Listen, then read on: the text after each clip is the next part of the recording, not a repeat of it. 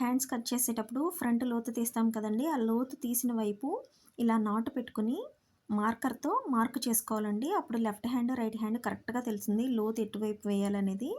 ఇలా గీత గీసేసుకుంటే ఏది లెఫ్ట్, ఏది రైట్ అనేది కూడా మనం అతికేసేటప్పుడు జాగ్రత్తగా ఆ గీత ఉన్న వైపు అతికి వేయొచ్చండి. ఎందుకంటే చాలామంది టైలర్స్ ఒక్కసారైనా ప్రతి టైలరు ఈ మిస్టేక్ చేసే ఉంటారండి.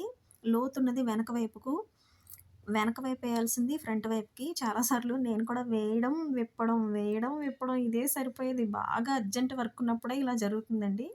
అండ్ అతికేసుకునేటప్పుడు కూడా జాగ్రత్తగా అడుగున బాడీని, హ్యాండ్స్‌ని కూడా సాగదీయకుండా జాగ్రత్తగా వేస్తే ఇలా నీట్‌గా వస్తుందండి.